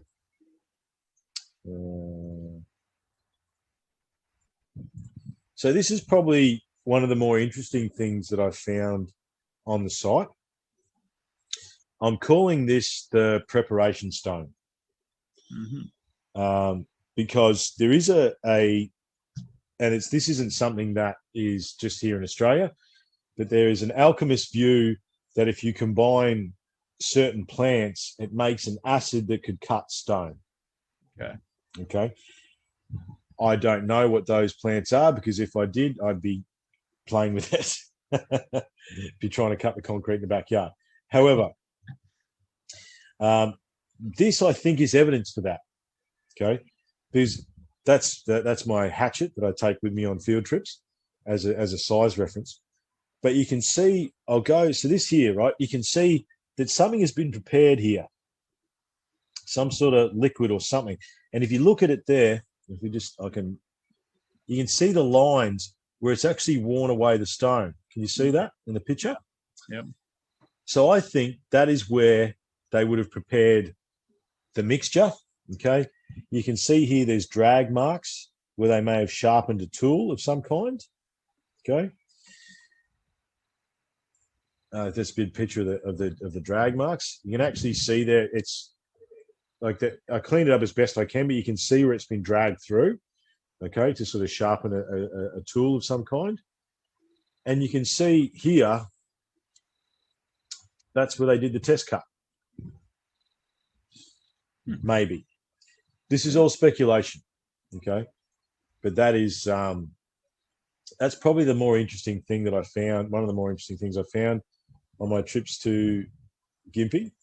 Yeah. That sandstone was interesting. Was out of place. That was out of place. It was just there. Like, that's not from around there. Okay. Yeah. Oh, there you go. See, wannabe photographer. Two butterflies there. What species are they, mate? Don't know. Blue ones, man. But yeah, actually, hang on a second. Where are we? That's one of my favourite shots. Look at that. Caught him in the air. Love it. Yeah, man. Oh, look, I do enjoy taking photos.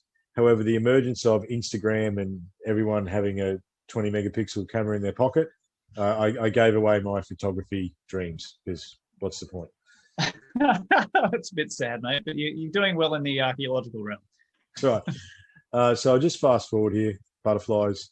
What I did here, actually see all these pictures of random stones. I have an app on my phone called the D-Stretch app, which basically, if there was any pigment on these stones, it draws the pigment out of the stone.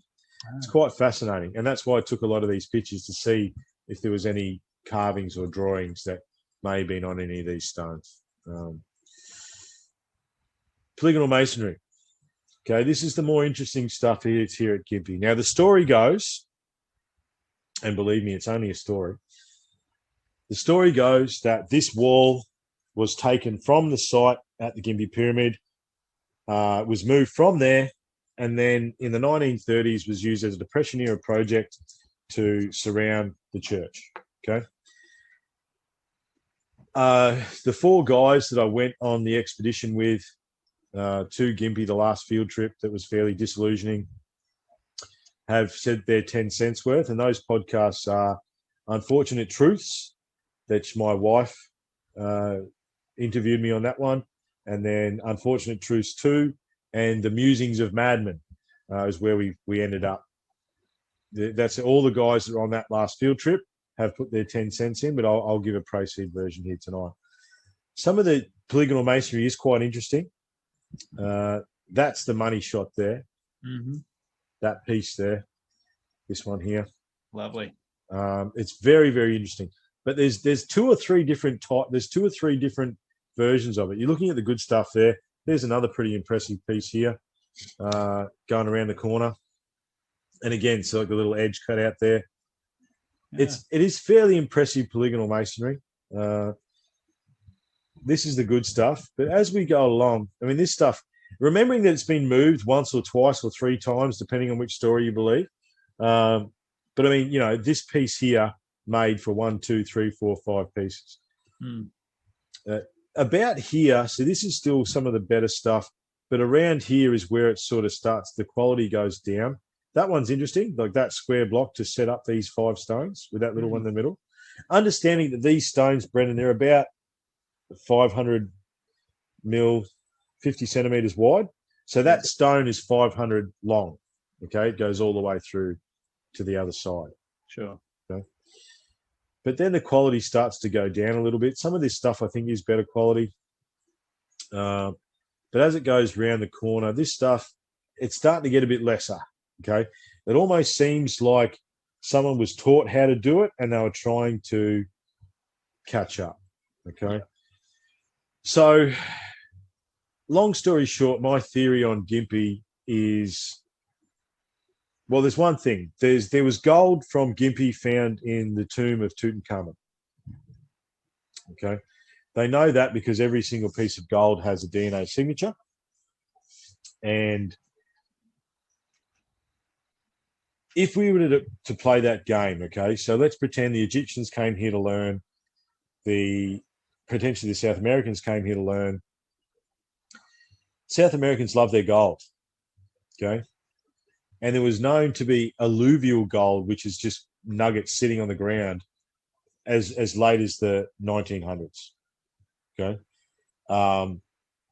So let's pretend for a second that wall from the church, and look, there's a whole heap of consternation that I don't want to go into tonight. However, At some point, if I feel like going back there, at the moment I don't. However, if I do, I may measure the wall and try and put it onto the site. I don't know whether it fits, Brendan, if I'm honest, mate. But let's pretend that it does fit onto the site somewhere. I think, and to go back to a global perspective of megalithic stuff, I think the time frame that we play with is we've got it wrong.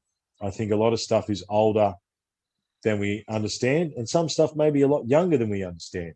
I think there's two ways, but I think the time frame on either way is very out of whack.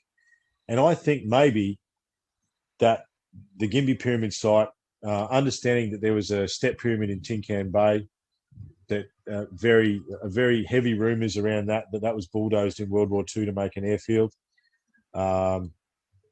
Taking that into account, and then taking the Gympie Pyramid site into account, maybe once upon a time the South Americans came here and showed the local indigenous how to do some polygonal masonry, maybe even built them a shrine, a step pyramid as a healing center, or as a appreciation or a gift or something. And then that has now deteriorated over time. Is it a sacred indigenous site? Yes, to a point. However, I think it goes back much, much further than that, and further than we actually truly understand.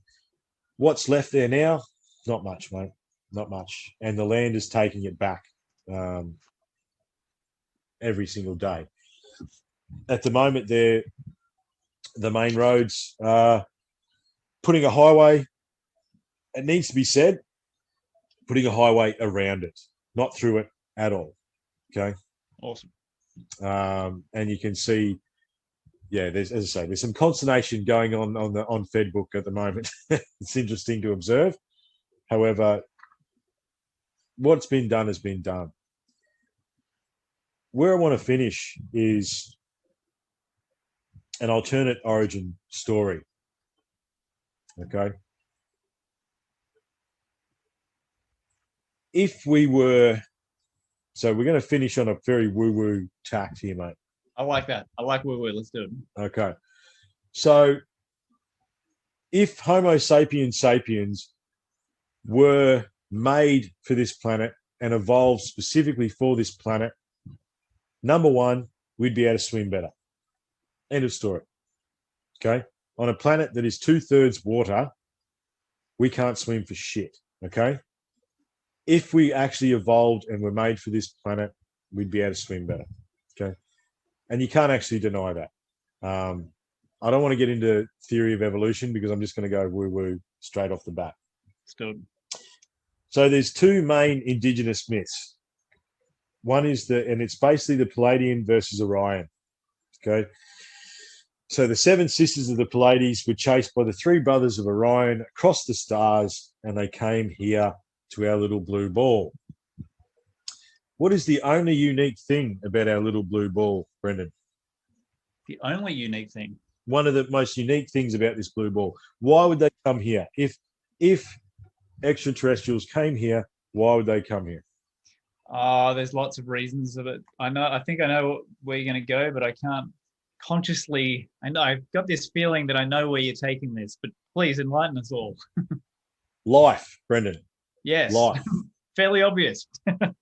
Life. Okay. We have animals here. There is hominids here.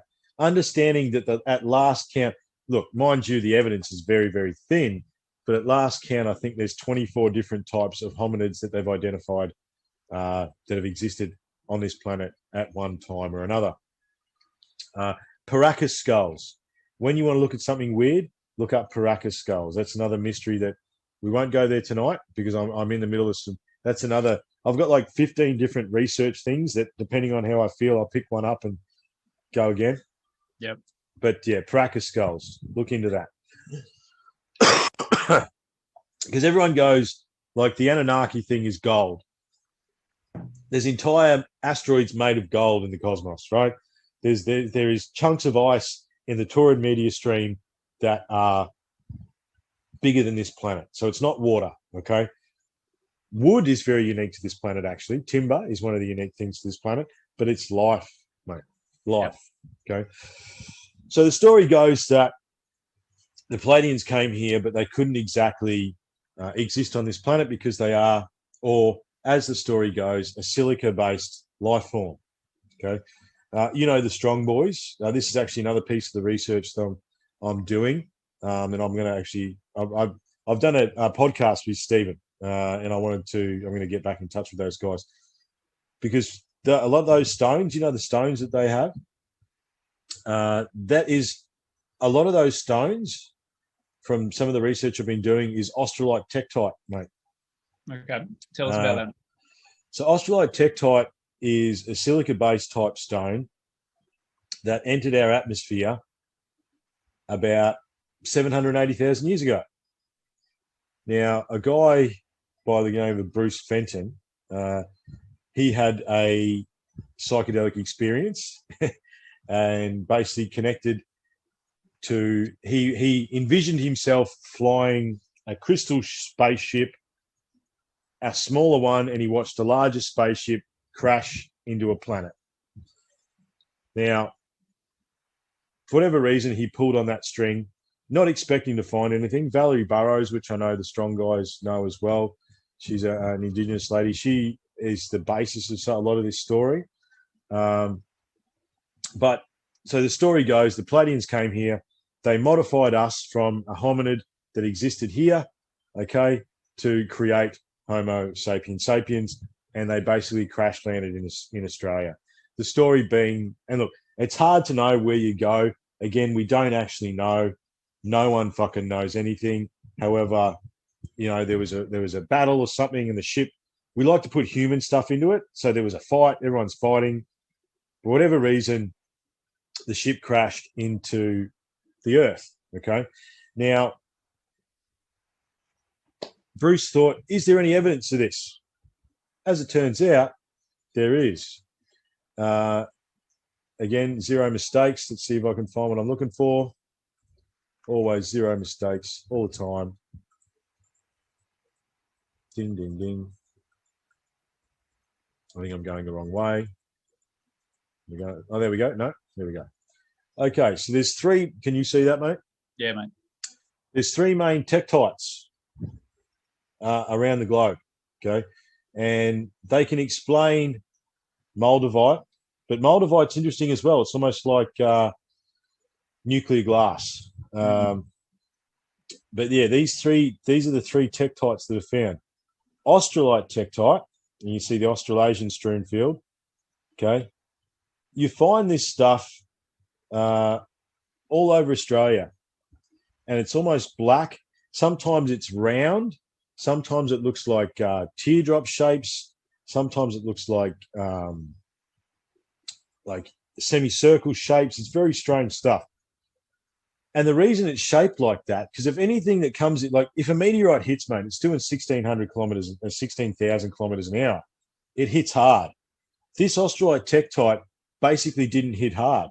And if you actually look at the NASA website, NASA has studied this.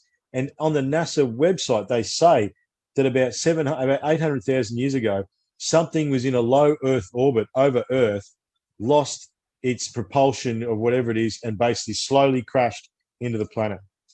There is absolute evidence for it. And you can find this stuff everywhere. And a lot of the stuff the Taringa stones that the Strong Boys have is australite tektite. Yep. That's something that I've confirmed over the last few days, which is interesting. And I had a trippy experience with those stones, but we won't go into that tonight. And the reason that it's these things are round is they basically they slowly hit the planet and just sort of rolled, basically. And you find them everywhere. If you walked out in the bush for long enough, like out in the desert, you can see on Central Australia there. Interestingly, Gympie or Eastern Australia is a big spot there. Just that's actually Mullumbimby somewhere in there. You know what I mean? Yeah.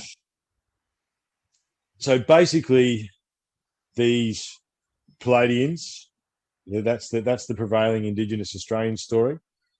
They modified our DNA to create Homo sapiens sapien. Now, the reason that we're on the top of the heap now is our ability to communicate. However, and you've got a little one now, and I'm sure you're talking to her, and mum, dad, you're teaching her how to speak. Mm-hmm. Who taught the first people how to speak? Excellent question. It is a learned thing. So someone at some point had to teach us how to talk. Right?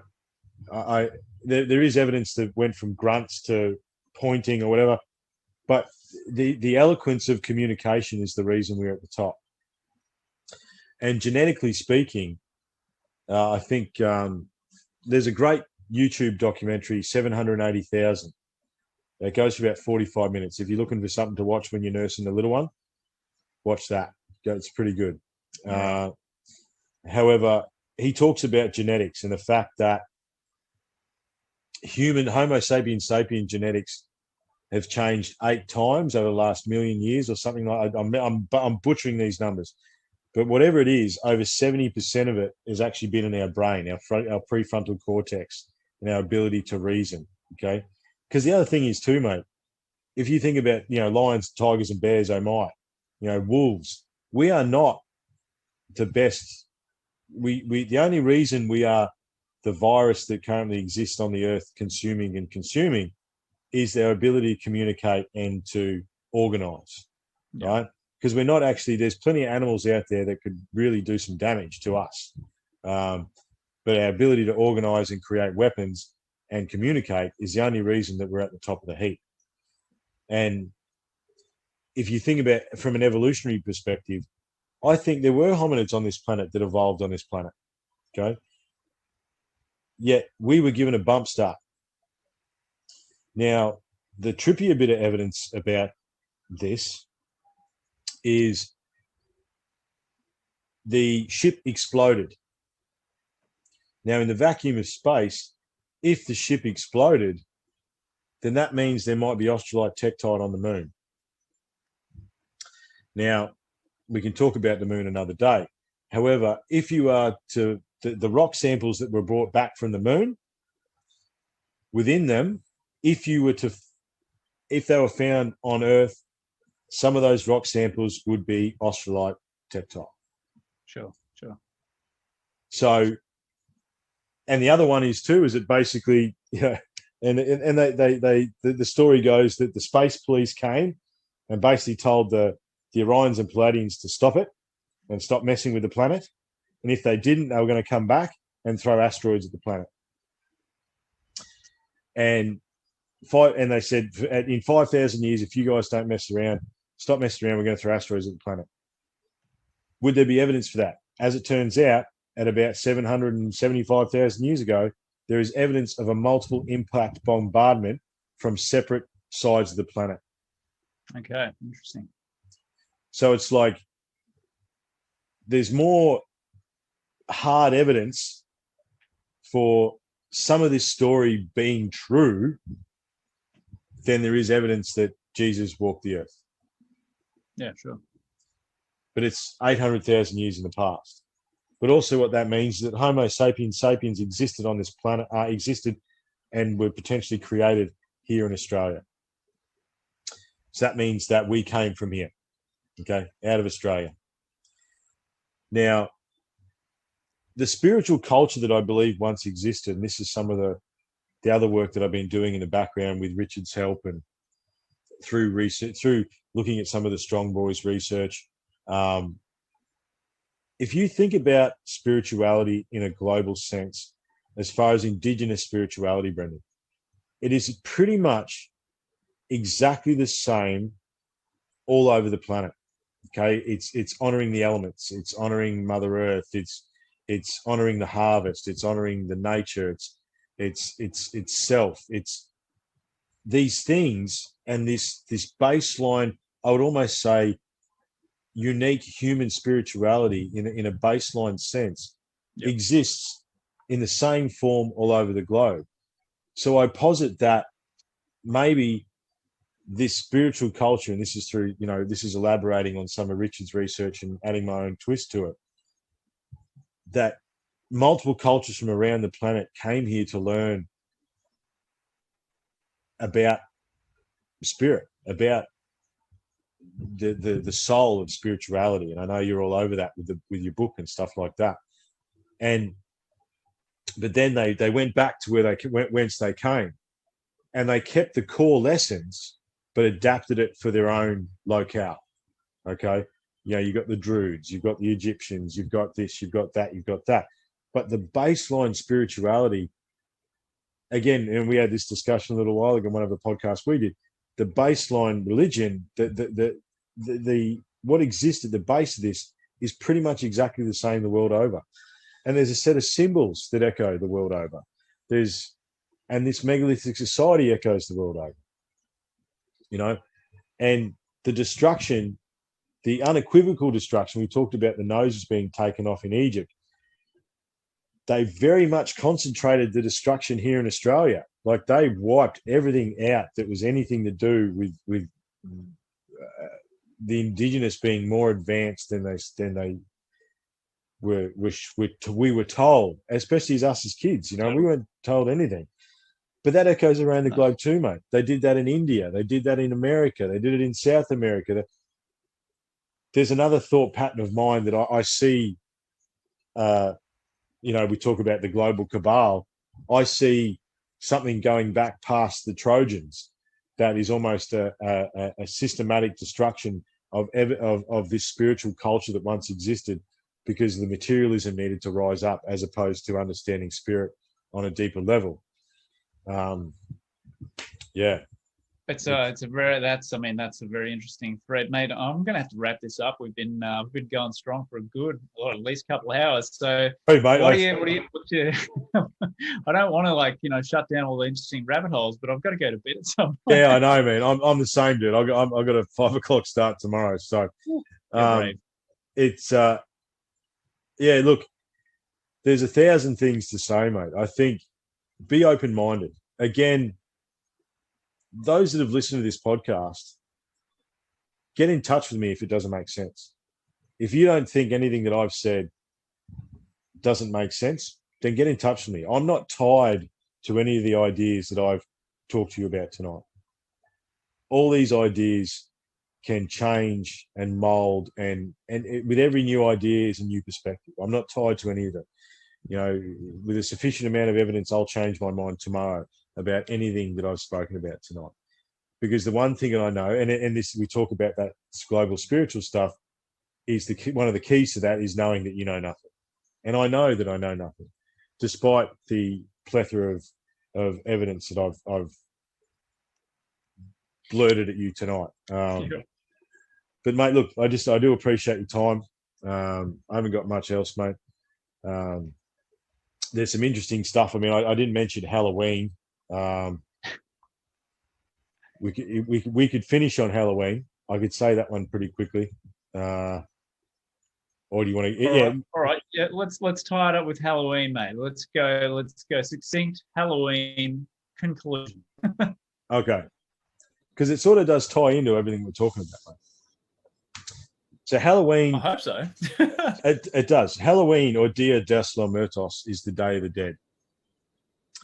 Now, what a bunch of anthropologists, archaeologists, and archaeoastronomers got together, and we did a podcast on this as well. So there's another podcast in the back catalogue on unlocking the code. Unlocking the code. I'm beginning to. I'm at my brain's exploding as well, mate. So the Taurid media stream, twice a year we pass through the Taurid media stream. In June, at the end of June, at the end of October, into November.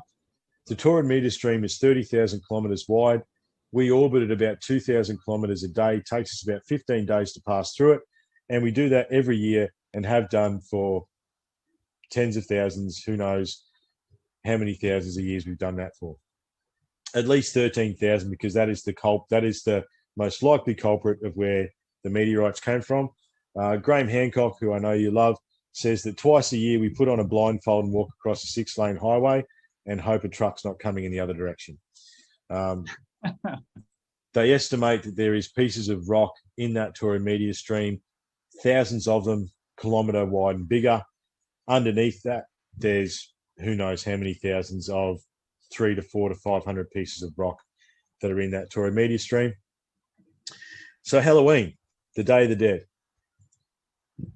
we may be celebrating 13,000 years later, the day the world ended. Because Halloween is October 31st. Now, what this study came up with is that multiple cultures in Asia, in obviously America, in Europe, in basically every major continent across the planet, they celebrate a Day of the Dead of sorts around October 31. If that is when the meteorites came out of the sky, smashed into the ice shelf, and hit the reset button, then that means we are, every year, there's an echo through time that we celebrate the day the world ended. Because what is Armageddon, Brendan? It's represented as floods, volcanoes, and rocks from the sky. And that's it, brother. That is it. There are certain things that we celebrate every year. Halloween's one of them. We could talk, we're going to go down any more rabbit holes. But there's a few instances every year that we celebrate that we have been celebrating for tens of thousands, if not hundreds of thousands a year, that we aren't even aware of as modern humans. And Halloween is one of them, man. We may be celebrating every year the day that the world ended. And that'll do, mate. That'll do. It's a hell of a note to finish on, mate. And you're giving people plenty to ponder on when they, on their own time. So, yeah, look, ladies and gents, I want to thank my mate Triff here from Unlocking the Code podcast for having a chat with me about alternative history and all this fun stuff. Triff, thanks, buddy. We'll do this again sometime, eh? Let's do it again. Thanks, mate. Cheers. 1, 2.